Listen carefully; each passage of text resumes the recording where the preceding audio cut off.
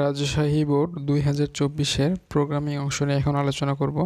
তো শুরুতে আমরা দেখতে পাচ্ছি একটি সিরিজ দেওয়া আছে যেখানে 1 2 3 সবগুলো গুণ আকারে এবং n পর্যন্ত মান নিয়েছে এবং উদ্দীপকের ঘতে এটার কোড করতে বলা হয়েছে, গতে এটা ফ্লোচার্ট তৈরি করতে বলা হয়েছে। কথা না পারি আমরা কোডিংয়ে চলে গেলাম। যেহেতু আমাদের সিরিজ করতে বলা হয়েছে এই জন্য আমরা আগের মতো ভেরিয়েবল নেব। একটা ভেরিয়েবল নিচ্ছি এর জায়গায় তোমরা অন্য যে কোনো কিছু নিতে পারো। সামের জন্য যেহেতু সাম করতে হবে এস নিয়ে নিলাম এবং আমরা ইনপুট নেওয়ার ক্ষেত্রে যেহেতু আমাদের ইনপুট চলবে এই জন্য আমরা একটা ভেরিয়েবল এন নিয়ে নিলাম। যেহেতু আমাদের এন পর্যন্ত চলছে সিরিজটা আমরা পাশে দেখতে পাচ্ছি, এই জন্য কিবোর্ড থেকে ইনপুট নেওয়ার জন্য আমরা স্ক্যানএফ ফাংশনটি লিখব। SCANF স্ক্যানএফ ফাংশনটি লিখলাম। এরপর আমরা %d দিয়ে দিলাম। কেন %d এই কারণে দিয়ে দিলাম, আমরা পূর্ণ সংখ্যা ইনপুট নিচ্ছি এই জন্য %d দিয়ে দিলাম এবং এরপরে অ্যাড্রেস অপারেটরের মাধ্যমে আমরা n ইনপুট নিব। অ্যাড্রেস অপারেটর যদি না ইউজ করি তাহলে আমরা কি পাবো না, আমরা ভ্যালু নিতে পারবো না, আমাদের ওই অ্যাড্রেসের লোকেশনটা প্রিন্ট হবে। এরপর আমাদের কাজ কি, আমাদের একটা লুপ চালাতে হবে, কারণ আমাদের কত থেকে গুণ হচ্ছে, 1 থেকে n পর্যন্ত গুণ হচ্ছে। এই জন্য আমরা একটা ফর লুপ চালালাম। প্রোগ্রামটা আমরা কীভাবে করব, ফর লুপ দিয়ে করব, হোয়াইল দিয়ে করব, ডু হোয়াইল দিয়ে করব, সব কিছু দিয়ে করে দেখাবো ইনশাল্লাহ। তো ফর আমাদের এর মান কত থেকে শুরু হচ্ছে, আমরা সিরিজে দেখতে পাচ্ছি 1 থেকে শুরু হয়েছে, এই জন্য তারপর সেমিকলন দিলাম। সেমিকলনের জায়গায় কোলন হয়ে গিয়েছে, সেমিকলন দিলাম এবং এর শর্ত কত পর্যন্ত চলবে, অর্থাৎ এর মানটা চলবে 1 থেকে শুরু করে n এর সমান অথবা ছোট পর্যন্ত। এবং লাস্ট অফ অল আমরা কি করব, এর মানকে বাড়িয়ে দেব। কত করে বাড়াবো, এক করে বাড়াবো। এক করে কেন বাড়াবো, কারণ আমরা সিরিজে দেখছি 1 2 3 4 5 6 মানে 1 2 3 এক করে বাড়ছে, এই জন্য আমরা সিরিজের মানটা এক করে বাড়াবো। তারপর ফর লুপের জন্য নির্ধারিত আমরা 2টি সেকেন্ড ব্র্যাকেট দিয়ে দিলাম। এরপর আমরা কি করব, এরপর আমাদের আগের সেই কাজ s প্লাস a।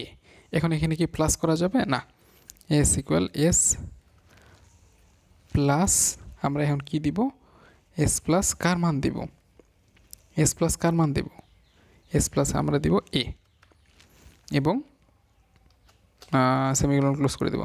ও আচ্ছা, আমি কি প্লাস দিতে পারবো না গুণ দিতে পারবো, যেহেতু আমাদের সিরিজে গুণ আছে এই জন্য আমরা কি করব, আমরা গুণ দিয়ে দিব। আমরা এখানে তাহলে প্লাসের জায়গায় গুণ দিয়ে দিলাম।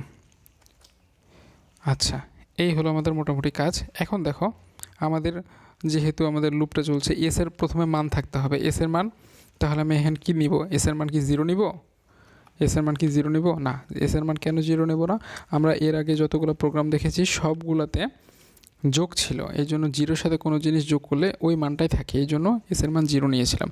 এখন যেহেতু গুণ 0-এর সাথে যত বড় সংখ্যাই গুণ করি না কেন মান কিন্তু 0 আসবে, এই কারণে আমরা 0টা নিব না, এই কারণে আমরা 1 নিব। 1-এর সাথে যে কোনো কিছু সংখ্যা গুণ করা হোক না কেন তাহলে কি হবে, ওই সংখ্যাটাই প্রিন্ট করবে। এরপর আমরা লুপের বাইরে এসে প্রিন্ট করব। কি প্রিন্ট করব, আমরা সামেশনটা প্রিন্ট করব। সামেশন SUATION সামেশন প্রিন্ট করলাম। এখন সামেশনটা কি কিসে আসবে, অবশ্যই %দিতে আসবে, কারণ এটা একটা পূর্ণ সংখ্যা হবে এবং সমান দিয়ে দিলাম এবং এরপরে একটা কমা দিয়ে কার মান প্রিন্ট করব, আমরা এস এর মানটা প্রিন্ট করব। আমাদের কাজ হয়ে গেল। এখানে দেখছি একটা স্পেস আছে, স্পেসটাকে বন্ধ করে দিলাম। এখন যদি আমরা প্রোগ্রামটা রান করি, ইনপুট কত দিব, ইনপুট 3 দিলাম, 3 দিলে আমাদের সামেশন 6 আসছে। আচ্ছা, সামেশন সমানটা এর আগে দিলে সুন্দর দেখাবে। এরপরে আমরা সমানটা কেটে দিলাম, আচ্ছা, তাহলে আমাদের প্রোগ্রামটা দেখি n পর্যন্ত চালু হলো এবং আমরা প্রোগ্রামের মানটা এক করে বৃদ্ধি পাচ্ছে। আমরা আবার একটু প্রোগ্রামটা একটু রান করে দেখি। যদি 3 ইনপুট দেই তাহলে 6 পাচ্ছি। আচ্ছা, কীভাবে পাচ্ছি, এখন আমরা যদি প্রত্যেকটা ধাপ দেখতে চাই তাহলে কি করব, আবার আমাদের এটা কপি করে কোথায় দিব, কোথায় কি পেস্ট করব, আমরা পেস্ট করব হলো এখানে এবং সামেশন বড় না দিয়ে শুধু সাম দিব, যাতে লুপের ভিতরে যে কাজ, লুপের বাইরে যে কাজটা একটু যাতে আমরা বুঝতে পারি, আলাদা হয়ে বুঝতে পারি। এরপর সবশেষে আমরা স্ল্যাশ এন দিব। স্ল্যাশ এন মানে নিউ লাইন, একটা নতুন লাইন প্রিন্ট করবে, এইটা দিব। এখন যদি আমরা ইনপুট দিলাম আমরা 4, তাহলে কত আসছে মান? প্রথমে 1, তারপর 2, তারপর 6, তারপর 4-এর জন্য আসছে 24। তো এই মানগুলো আমি আবার কেন আসলো, কিভাবে আসলো, সবগুলা আমি বুঝিয়ে দেব। কেন আসলো এই মান সবগুলো আমি বুঝিয়ে দেব। এখন আমাদের কাজ হলো, আমরা তো এটা ফর দিয়ে করেছি, এখন শুধুমাত্র ফর দিয়ে করলেই কি হবে? না, আমরা এটা ফর দিয়ে শুধু করব না, আমরা এটা হোয়াইল দিয়ে করব, ডু হোয়াইল দিয়ে করব, গো টু দিয়ে করব, যাতে কেউ তোমাদের আটকাতে না পারে। এই জন্য ফরের যে আমাদের ফার্স্টে ইনিশিয়ালাইজেশন ছিল A=1, এটা আমরা দিয়ে দিলাম। এবং এরপর আমাদের কাজ কি, আমরা যেহেতু হোয়াইল দিয়ে করব, হোয়াইলের কন্ডিশনটা এখানে দিয়ে দেব। কন্ডিশন কি?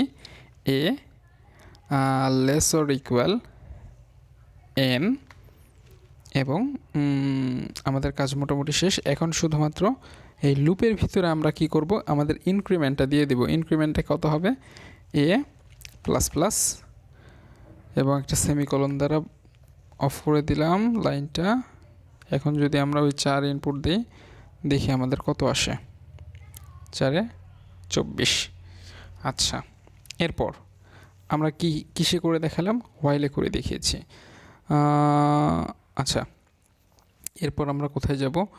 ও আচ্ছা, এখন যদি তোমাদের ওই কিভাবে মানগুলো আসলো এটা যদি দেখায় দিতে পারি, তাহলে তো আমার মনে হয় এখনই সহজ হয়, কারণ পরবর্তীতে তো ভুলে যাবা, আমি নিজেও ভুলে যেতে পারি যে মানগুলো আমার দেখাতে হবে। তো এখন আমরা কি করব, এখন আমরা তাহলে এইরকম একটা পেন নিয়ে নিলাম। পেন নিয়ে দেখাবো আমাদের মানগুলো কিভাবে ওই রকম আসছে। তো শুরুতে আমাদের এস এর মান ছিল 1।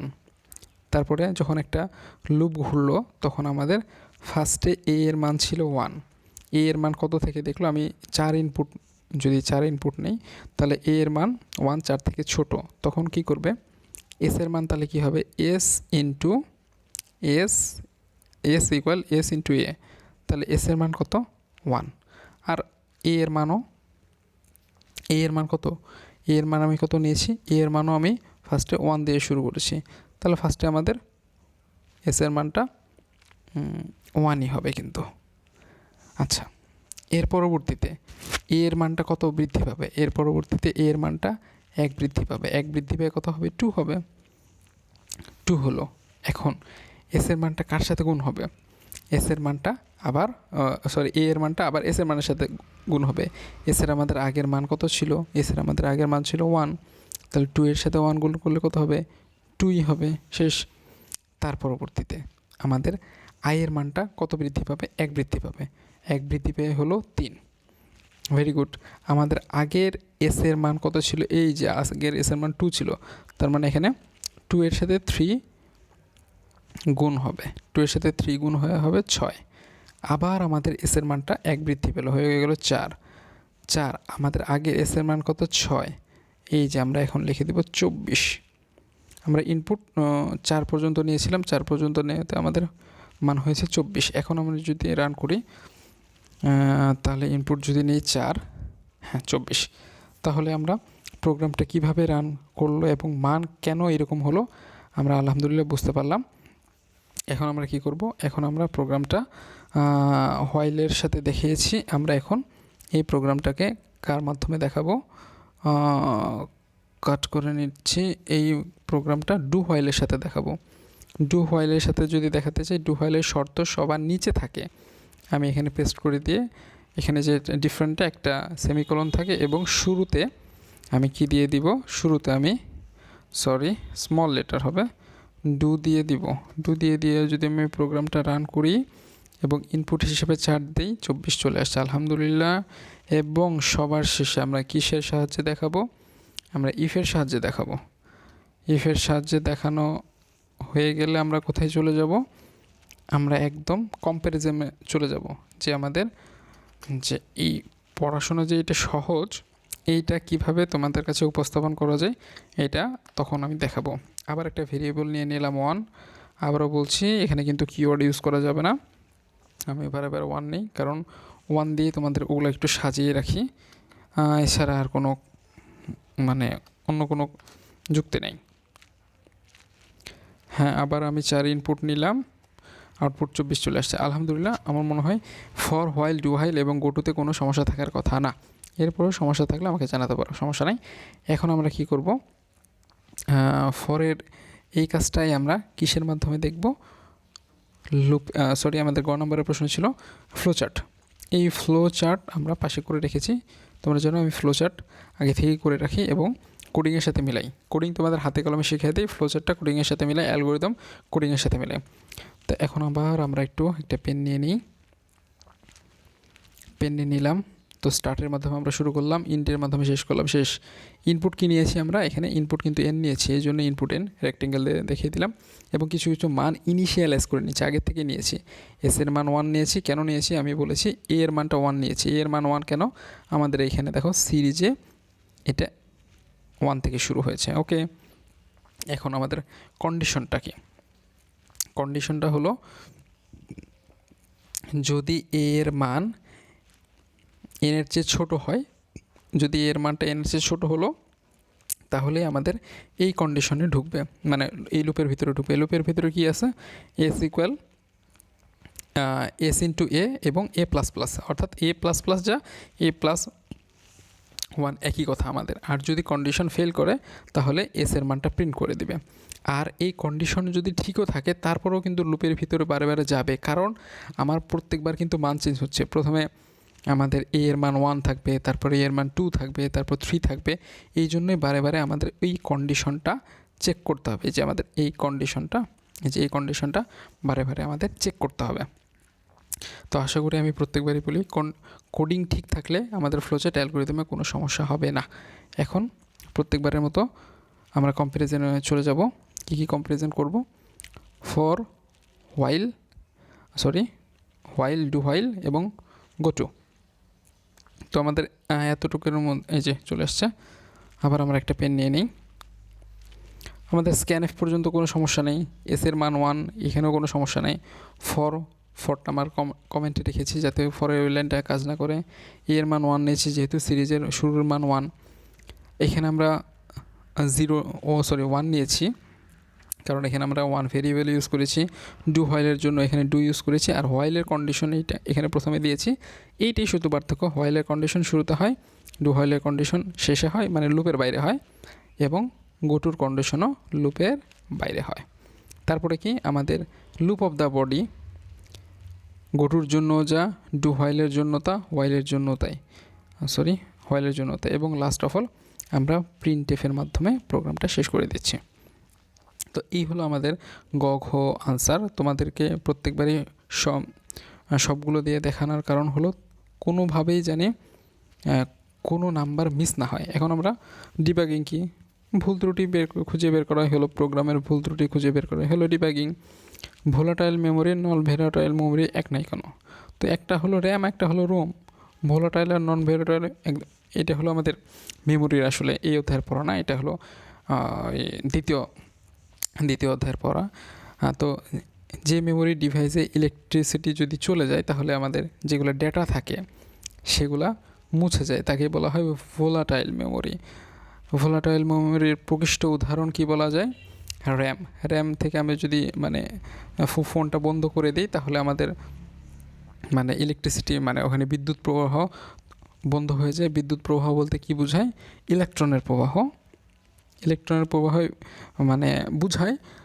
ইলেকট্রনের যদি আরও স্পেসিফিকভাবে বলতে যাই, ক্লাস 8, 9, 10 বইয়ের মতে ইলেকট্রন যেদিকে প্রবাহিত হয় বিদ্যুৎ তার বিপরীত দিকে প্রবাহিত হয়, তো ওইদিকে না যাচ্ছে।